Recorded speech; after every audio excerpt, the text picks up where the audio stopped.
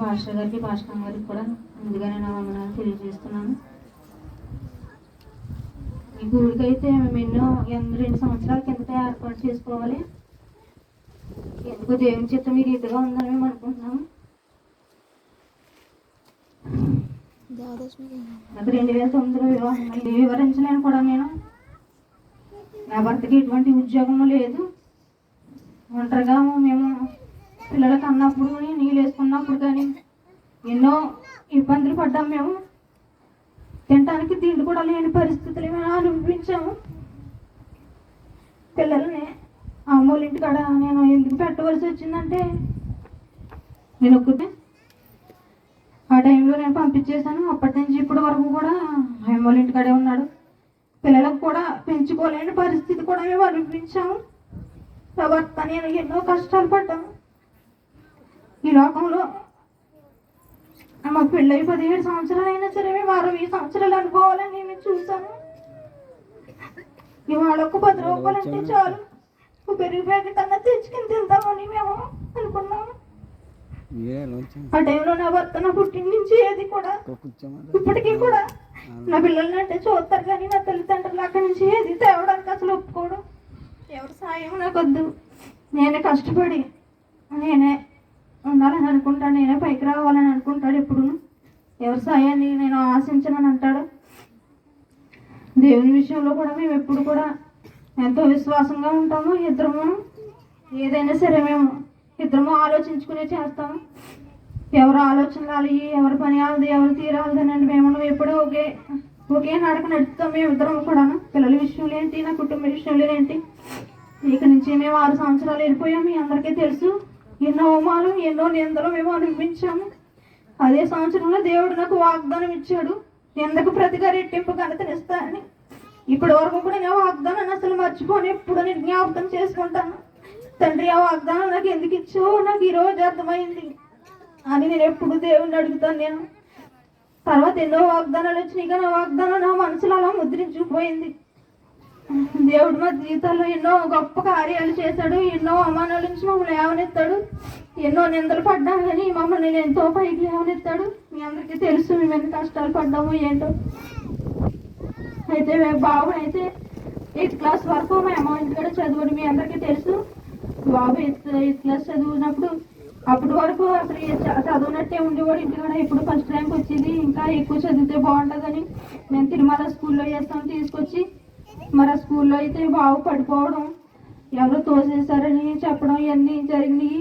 కాళ్ళకి దెబ్బ తగిలినప్పుడు హాస్పిటల్కి తిప్పి తర్వాత మైగ్రేన్ రావడం, ఇంకా అలాగలాగలగా కాళ్ళు 2 కూడా అసలు కాళ్ళు ఆగుతున్నాయని వెంటనే కూడా అన్నీ జరిగిపోయి.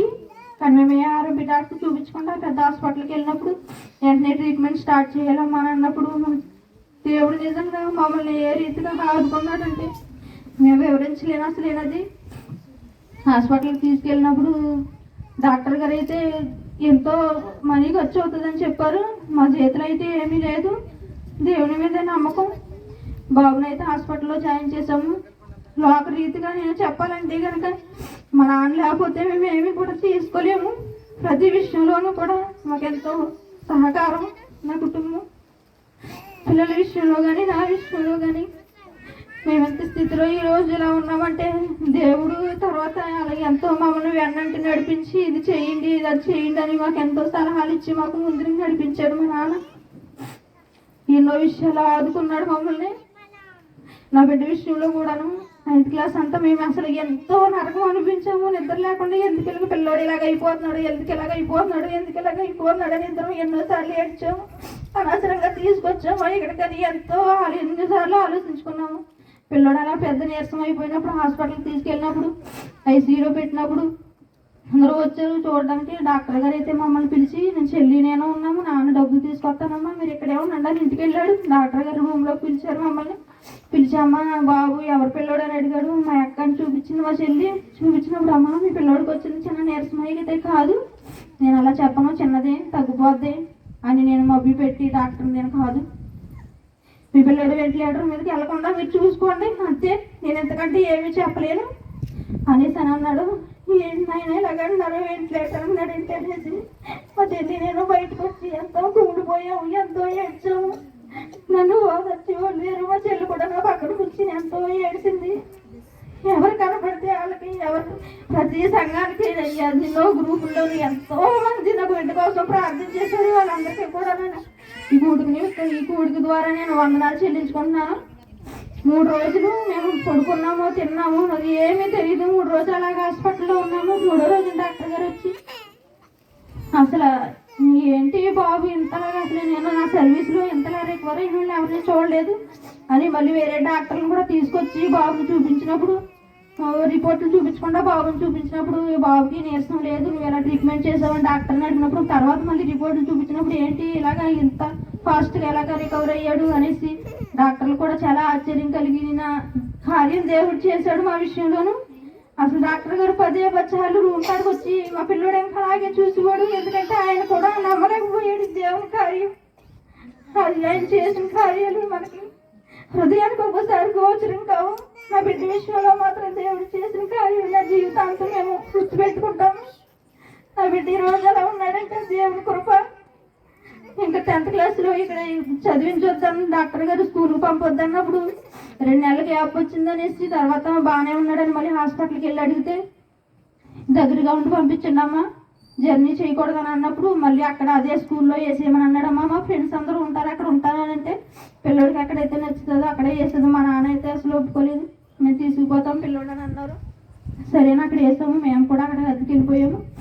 అక్కడ స్కూల్లో జాయిన్ చేసిన తర్వాత కూడా 5 నెలల వరకు కూడా 8 ఇంజక్షన్ల వల్ల బాబుకి చాలా నీరసంగా ఉండి స్కూల్కి సరిగ్గా వెళ్ళేవాడు కాదు. ఏంటి 10th క్లాస్ సరిగ్గా స్కూల్కి వెళ్తలేదు, ఎలాగ ఏంటనేసి నేను చాలా ప్రార్థన చేసుకుని దేవుడిని అడిగేదాన్ని.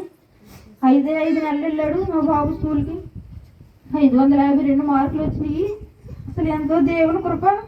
నా బిడ్డ సంవత్సరం అంతా చదివితే ఇంకెన్ని మార్కులు వచ్చాయని నేను అనుకోలేదు. ఎందుకంటే దేవుని కృప. అసలు 5 నెలల్లో చదివి అన్ని మార్కులు వచ్చినాయి అంటే నేను నా బిడ్డ ఫోన్ చేసి నాకు నేను సరిగ్గా స్కూల్కి వెళ్ళలేదమ్మా, లేకపోతే నాకు ఇంకా ఎక్కువ మార్కులు వచ్చింది కదా అన్నప్పుడు నాకు ఎంతో తక్కువ వచ్చింది.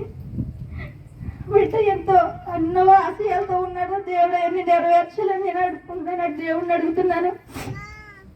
నా బిడ్డ విషయంలోనూ మంచి ఆరోగ్యం ఇవ్వాలని నా చిన్న కుమారుడు కూడా అలాన్నీ నీరసంగా ఉన్నప్పుడు ఎంతో ఏడ్చి ప్రార్థన చేసేవాడు వాళ్ళన్నీ కోసం. నేను అసలు ఇప్పటికీ మర్చిపోనట్లేదు అది. అది వాళ్ళ అన్నదమ్ముని మధ్య ఎంతో ఎంతో అనుబంధం అసలేని. నా బిడ్డలిద్దరూ చాలా బాగా ఉంటారు.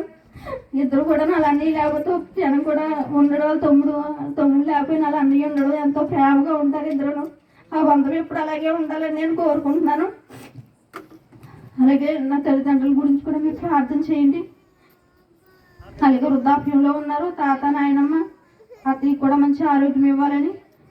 అంతకంటే ముఖ్యంగా వదిన కోసం ప్రార్థన చేయండి. 2 ఆడవాళ్ళు ఎట్టుకుని ఉంటుంది. మేము ఎన్నోసార్లు ఎన్నో పేపర్లోను టీవీల్లోనూ చూసినప్పుడు ముందుగా మా వదిన మా జ్ఞాపకం వచ్చింది. మా ఆయనకి నాకు 2 ఆడపిల్లలు ఎట్టుకుని ఎక్కడో ఉంటుంది.